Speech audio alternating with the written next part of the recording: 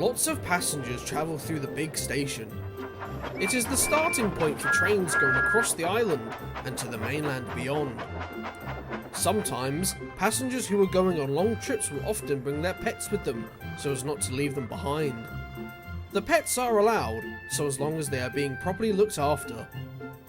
Most of the engines like seeing different varieties of animals that would join passengers on board, but Gordon never understood the appeal. One evening, Henry returned to the sheds, chuckling to himself. I had the most adorable dog on my train today, said Henry. He got loose at the big station. He sure was an active little guy. It took my crew, the guard, and the dog's owner to get him back on his leash. We were 5 minutes late leaving, but it was almost worth it to have seen that. Henry laughed, but Gordon just groaned. Pah! Animals should not be allowed on passenger trains, he said rudely. Leave animals to their own wagons, I say. I pull an express, not a zoo. The other engines just rolled their eyes as Gordon fell fast asleep. The next morning, the station was busy once again. People shuffled from one place to another, getting on their trains, excited to get to their destinations. One family walked up to the station master. Excuse me, sorry to bother you, but we're due to take the train to Barrow for our holiday. Could you point us to which train that would be, please? Certainly, sir. Right this way. As he began to turn around, something caught his eye. What do you have there? He asked a little boy who was carrying a case. This is my new kitty. We haven't named him yet, but he's coming on holiday with us this weekend. Oh, I love cats. Do you mind if I could see him? The station master asked kindly. The little boy turned the cage around, but to everyone's shock, the cat wasn't there, and the door was open. Mummy! Daddy! The kitty is missing! We have to find him! Everyone began to search around that station, but there was no sign of the cat anywhere. Oh, he was right in the cage when we got off the bus, said the boy's father. Where could he have gotten to? Look up there! Everyone's attention turned to Gordon's train. Atop one of his coaches sat the cat. The station master laughed. How did you end up there? The porter grabbed a ladder and placed it against the coach. Don't worry, little guy. We'll have you down in no time. But as he climbed the ladder, the once calm cat suddenly hissed and swiped his claws at the porter, causing him nearly to lose his balance.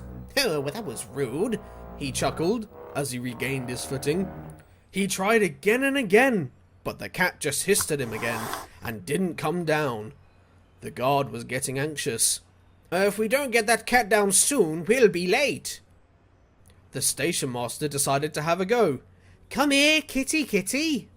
But once again the cat hissed and moved further away. Gordon was losing patience.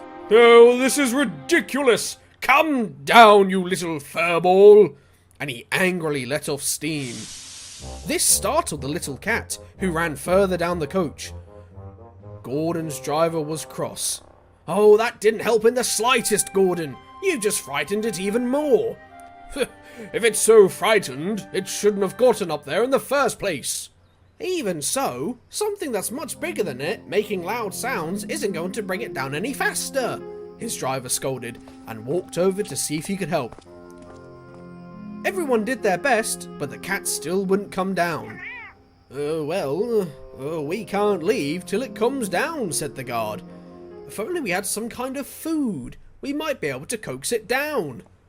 Then, Gordon's driver had an idea. Tuna! He shouted. Everyone turned to him, confused.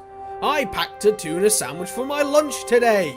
Perhaps if we offer him some, he might come down and get it. He raced back to Gordon's cab and opened his lunchbox, then hopped into Gordon's tender. Here, kitty kitty, I've got some yummy tuna for you. The cat looked over and could smell the tuna. Slowly, the cat made his way across the coach's roof and towards Gordon's tender. That's a good kitty, come on. The cat jumped over onto Gordon's tender as the driver slowly climbed down and placed some tuna on the cab floor. The cat jumped down quickly and began eating the tuna. Once he was done, Gordon's driver picked him up and placed him gently into the cage, shutting it tight. Everyone cheered. "There you go, little guy," Gordon's driver said, handing the family back the cage. "Safe and sound." The little boy was overjoyed to have his cat back.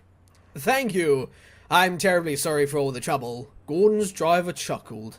"No harm done. Gordon here can make up the time. I'm just glad that little fella got back to where he belongs." The little boy looked at Gordon, then back at the cage. "Mummy, Daddy, can we name the kitty Gordon?" The boy's father chuckled. "Well, I suppose if that's all right with you, Gordon." Gordon thought for a moment. He felt bad for scaring the cat, and was hoping to make up for it. "Well, as long as you promise to look after him," Gordon grinned. The little boy smiled too. "I will, Mr. Gordon." He looked back at the cat. "Come on, little Gordon. You've had enough exploring. Let's get on the train." The cat looked back, and with a small meow, agreed. Gordon just smiled. At last, Gordon was finally able to leave, nearly 15 minutes behind schedule. That night, news of Gordon's cat-astrophe had reached the sheds, and everyone was talking about it. "Perhaps you should give up the express and work in the zoo," Percy joked. "What do you mean, Percy? He is the zoo," Thomas chimed in, but Gordon didn't say anything. He was just glad that the cat was safe, and even after the whole experience. Deep down, Gordon hoped he'd see the cat again. One day.